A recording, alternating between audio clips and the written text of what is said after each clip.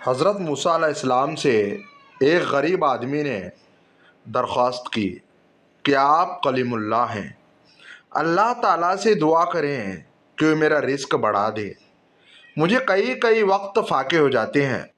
حضرت موسیٰ علیہ السلام نے بارگاہ خداوندی میں اس کی درخواست پیش کی تو بتایا گیا کہ اس آدمی کی قسمت میں قلیل روزی ہے، اس لیے ہمارے ہاں تھوڑا تھوڑا کر کے اسے روز رزق دیا جاتا ہے تاکہ آخر تک ملتا رہے۔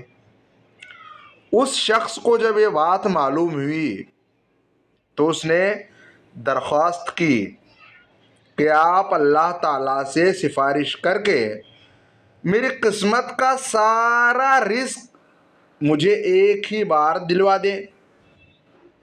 اللہ تعالیٰ نے حضرت موسیٰ علیہ السلام کی دعا قبول کی اور اس غریب شخص کو تمام زندگی کا رزق ایک ہی بار مل گیا۔ اس شخص نے فوراً لنگر خانہ کھول دیا اور اعلان کر دیا کہ جس شخص کے کھانے کا انتظام نہ ہو وہ ہمارے لنگر خانے سے پیٹ بھر کر کھانا کھا سکتا ہے۔ حضرت موسیٰ علیہ السلام کو اس حرکت پر تعجب ہوا۔ انہوں نے اسے سمجھانے کی کوشش کی، لیکن جب وہ نہ مانا تو مایوس ہو کر چلے گئے۔ ایک ہفتے بعد ادھر سے گزر ہوا تو دیکھا کہ لنگر خانہ ہنوز ابھی تک جاری ہے۔ دوسری مرتبہ وہ ایک ماہ بعد ان کا ادھر سے گزر ہوا تو دیکھا کہ لنگر خانہ ہنوز ابھی تک جاری ہے۔ دوسری مرتبہ وہ ایک ماہ بعد، پھر تیسری مرتبہ 6 ماہ بعد ادھر سے گزرے تو آپ نے حسب معمول اسی طرح لوگوں کو لنگر خانے سے کھانا کھاتے دیکھا تو آپ نے خیال کیا کہ اس غریب آدمی کی دریا دلی کی بدولت سارا رزق چند روز میں ختم ہو جائے گا، لیکن لنگر خانہ ابھی تک مسلسل جاری تھا۔ آپ نے اللہ تعالیٰ سے عرض کیا، یا اللہ، یہ کیا قصہ ہے؟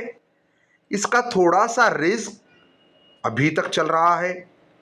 جواب آیا، بے شک اس کی قسمت میں تھوڑا سا ہی رزق تھا جو اب تک ختم ہو جانا چاہیے تھا، لیکن ہمارا قانون ہے کہ جو شخص ہماری راہ میں خرچ کرتا ہے تو ہم اس کا 10 گنا اس کو دنیا میں اور 90 گنا آخرت میں دے دیتے ہیں۔ یہ شخص بھی اس قانون کے دائرے سے باہر نہیں۔ جتنا ہماری راہ میں خرچ ہوگا یا خرچ کرے گا اس کا 10 گنا ہم اسے دنیا میں ہی دے دیتے ہیں۔ اس میں تعجب کی کیا بات ہے؟ سبحان اللہ۔ اللہ تبارک و تعالی مجھے اور آپ سب کو خیر خیرات صدقہ کرنے کی توفیق عطا فرمائے۔ آمین ثم آمین یا رب العالمین۔